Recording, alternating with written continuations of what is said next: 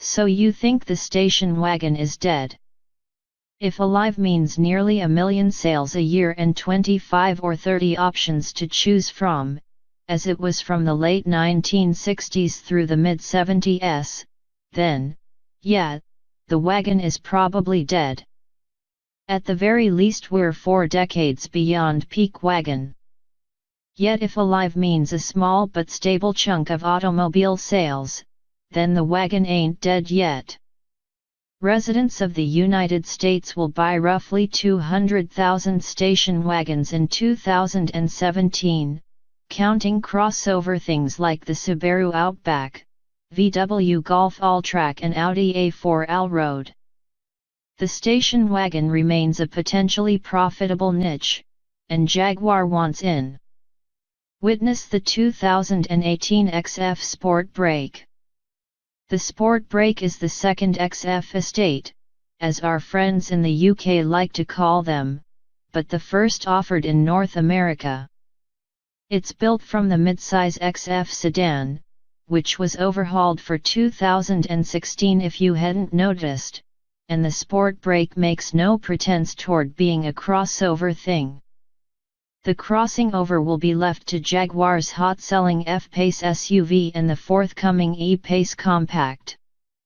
The SPORTBRAKE, according to designer Wayne Burgess, was developed for people who want more space to carry stuff but expressly do not want increased ride height, perhaps because they want to make it easier for pets to climb aboard, or because they just can't abide by a higher center of gravity.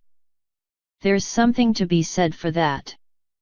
The SPORTBRAKE is identical in length, width, and wheelbase to the aluminum-intensive XF sedan, and it will be offered stateside only in the XF's driver-oriented S trim.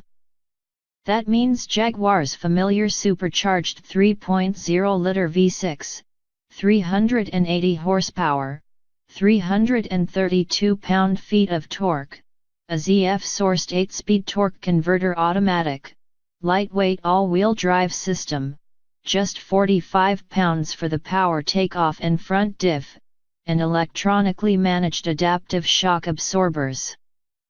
To promote a nice, flat load floor and maintain an even keel when it's fully loaded, the SPORTBRAKE gets its own self-leveling rear air suspension. The remaining differences are the obvious ones, starting with the SPORTBRAKE's longer glass wagon roof. Jaguar engineers say they went to great lengths to minimize the SPORTBRAKE's weight gain, applying denser, lighter acoustic insulation, slightly thinner aluminum for the side panels and a single-piece composite tailgate. Still, with the heavy glass roof, air suspension components and various wagon accoutrements, the SPORTBRAKE adds slightly more than 200 pounds to the XFS sedan's curb weight. That weight gain has some value in its own right. The XF sedan, noted for its near 50/50ths weight balance, is actually biased slightly toward the front. The SPORTBRAKE shifts that bias rearward, to a Ferrari-like 47/53. Then there's the cargo volume under the SPORTBRAKE's long roof. It has 32 cubic feet of space behind its rear seat, compared to about 19 cubic feet in the XF sedan's trunk and 33.5 cubic feet in the F-Pace SUV, which happens to be one of the roomiest in its class. Lower the SPORTBRAKE's rear seat backs, and there remains a perfectly flat load floor at least 42 inches wide stretching to the front seat backs. There's also 69.7 cubic feet of volume, or about 5 cubic feet more than the F-Pace with its rear seat folded. Rear passengers in the SPORTBRAKE get a bit more knee room and 2.75 inches more headroom than those in XF sedan. The wagon accoutrements include a gesture-operated tailgate with programmable lift height and LED puddle lights, 40/20/40 split rear seat back, rear seat folding mechanism at the tailgate, a cargo blind, 4 tie-down points on the load floor and flush-mounted rails in the load space that accommodate a range of accessories. If there isn't enough room inside, the SPORTBRAKE's roof rails will support 220 pounds. And while it won't be tow-rated in North America, the XF wagon can be fitted to pull about 4,000 pounds in Europe. We'd guess it's suitable for towing here, too, if you want to install a hitch.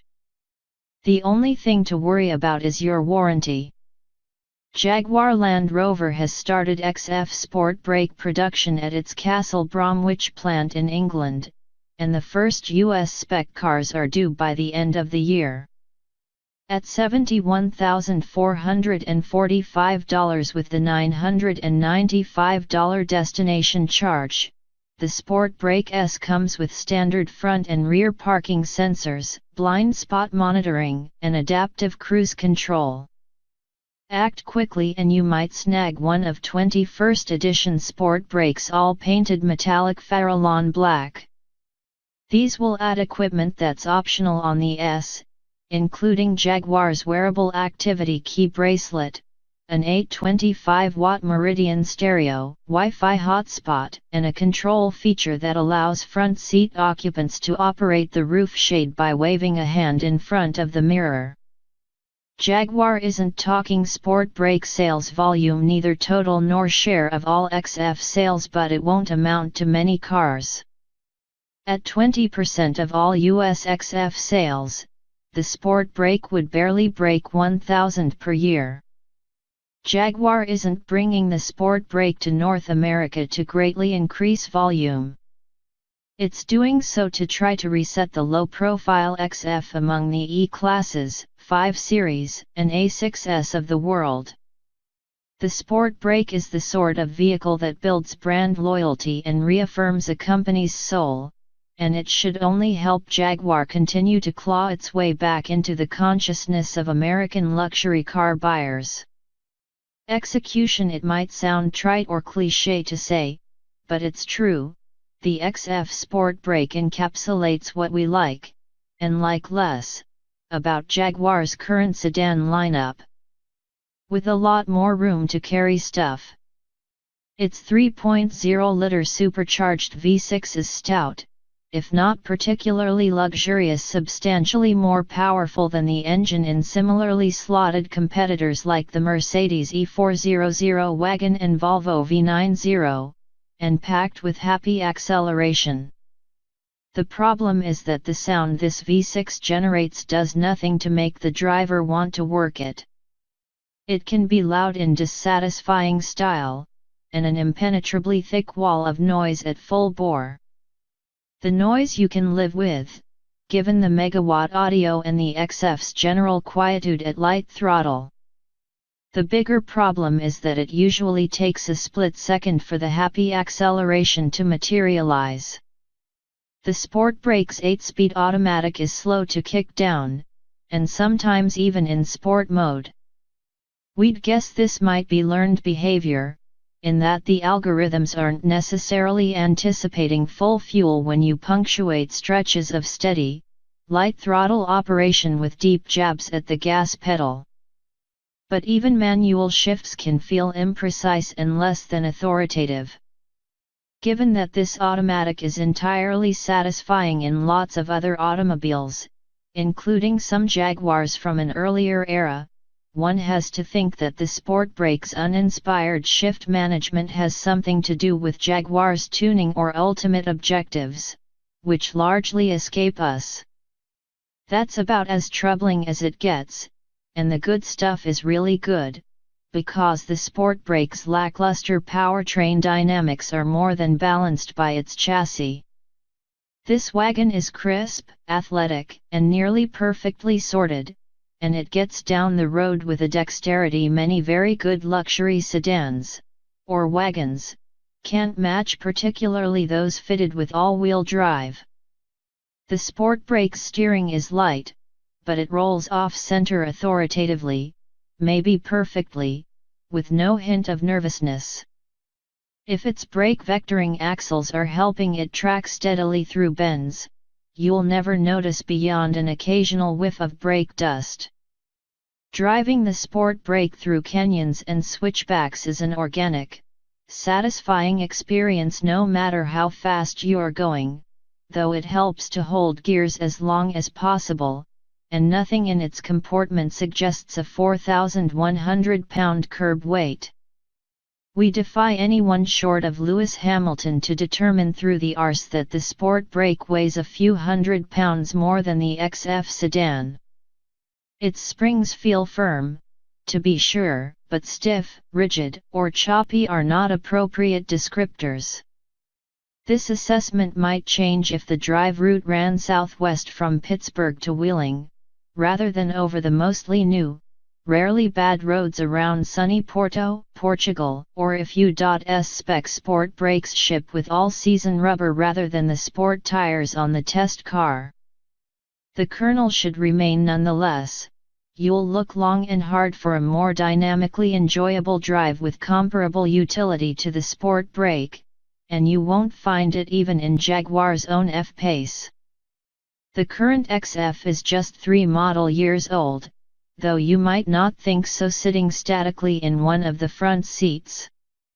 The switch layout and interface are better than some and as good as most. The finish is rich, but the shapes are largely slabs and ornamentation is subdued. There's nothing to describe as flash. The Jag designer's pitch might be classically timeless, others might call it dull or unfashionable. If the SPORTBRAKE were the car, this guy would not be put off by the cabin treatment, but that comes down to what one wants from life. Takeway in the scheme of Teutonic-influenced luxury sedans, the Jaguar XF is an outlier. Given the buying public's limited appreciation for wagons, the XF SPORTBRAKE probably moves further toward the fringe. While its engine/transmission can occasionally annoy, the SPORTBRAKE's ride/handling balance and its usefulness as daily transportation may be beyond reproach. The best thing to say about the XF, wagon roof or otherwise, is that it's easy to find its soul. As the age of the SUV approaches the dawn of autonomous mobility, clear and obvious soul shouldn't be minimized. On sale, December 2017 base price, $71,445 powertrain, 3.0-liter supercharged V6, 8-speed automatic, AWD output, 380 HP at 6,500, 332 lb-ft at 4,500 curb weight, 4,045 pounds 0 to 60 miles per hour, 5.3 SEC, manufacturer, fuel economy, 20 mpg city, 27 highway, projected EPA city/highway/combined. Pros: the hauling space of a midsize SUV with the lightness and athleticism of a Jag sedan. Cons: a powertrain that doesn't quite deliver the full joy its horsepower rating promises.